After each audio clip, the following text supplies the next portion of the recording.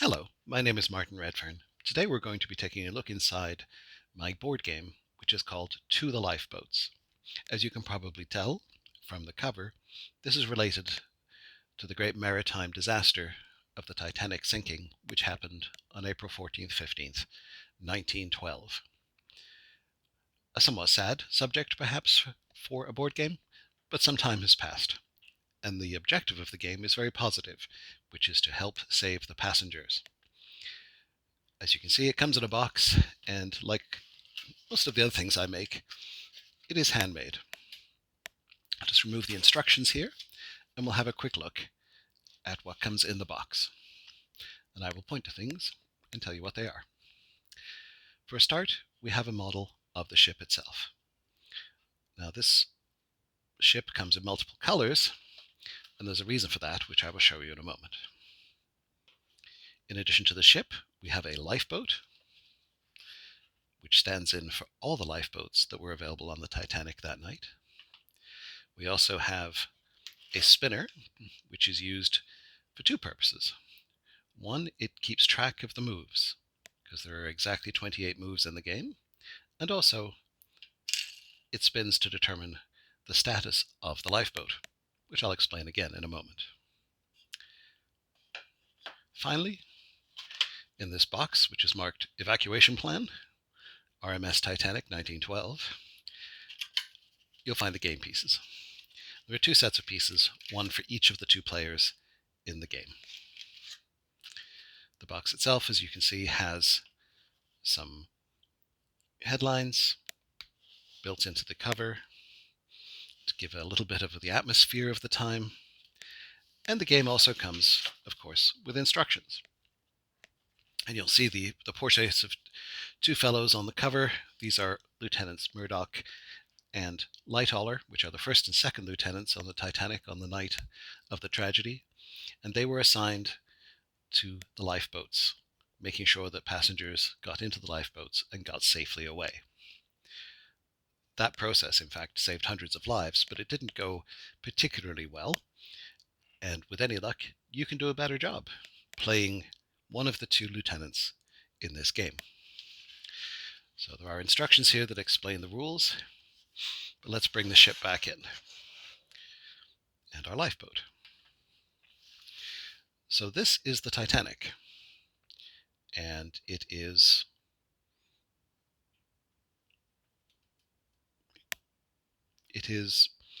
a representation of the Titanic, obviously, the best I can do in wood, and it has a number of decks.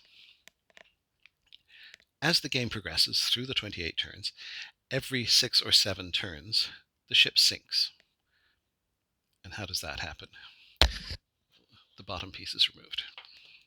You can see the deck plan of the lower deck, but the ship sinks so that it is now lower in the water. And people have to escape from that, and then it sinks again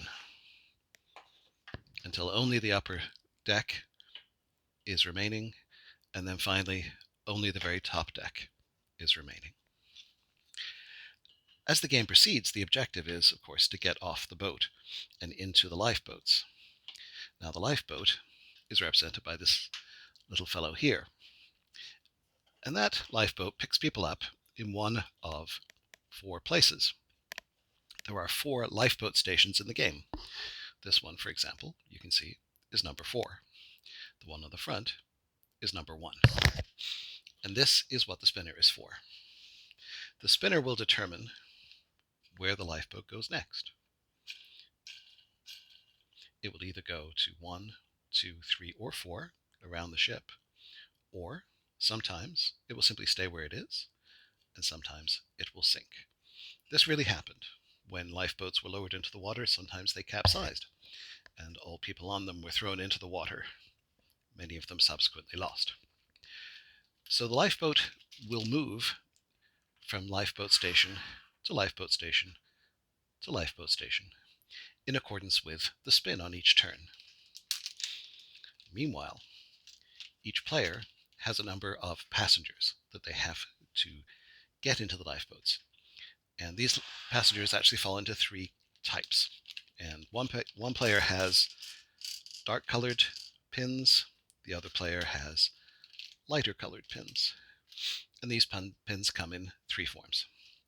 The green pins, those are your third class passengers.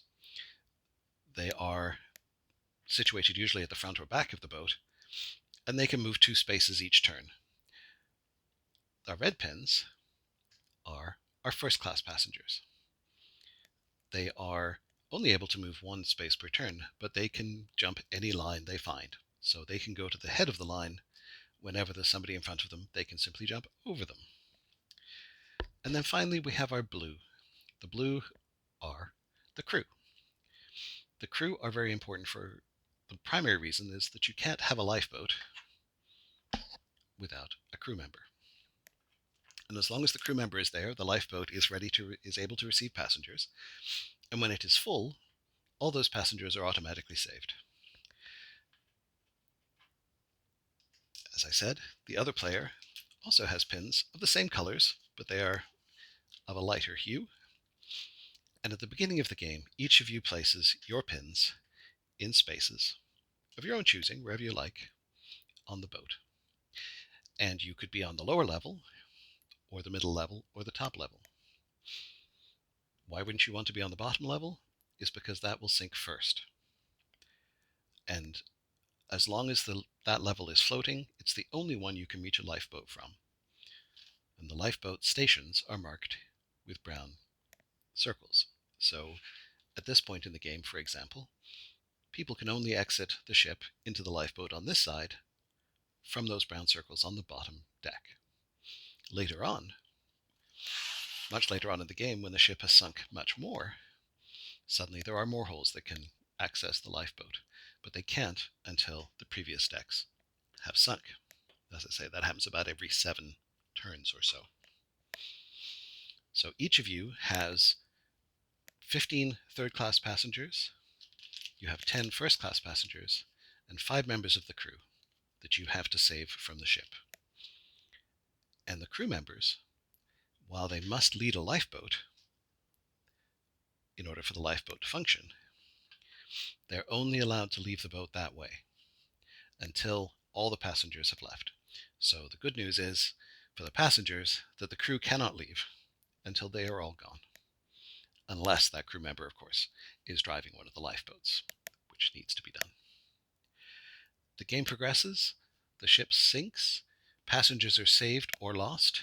Sometimes the lifeboat will capsize. Other times it will move around the ship. You have to be prepared for that. And you have to anticipate the sinking of the ship. At the end of the game, you tally up how many passengers and crew you saved, and we find out whether it was Lieutenant Murdoch or Lieutenant Lighthauler who actually won the day. But of course, we're happy for every passenger they can save. So that, in a nutshell, is the game. It's called To the Lifeboats. It is available on my Etsy store, and also on my website you can learn more about it. So I hope you've enjoyed a quick look inside this handmade game. It was all put together in my workshop. All it uses is hardwood and paper. I think, well, I bought the box. It's hard to make a box. But besides that, everything is handmade. And I think it's a lot of fun. So please feel free to look into it if this kind of thing interests you.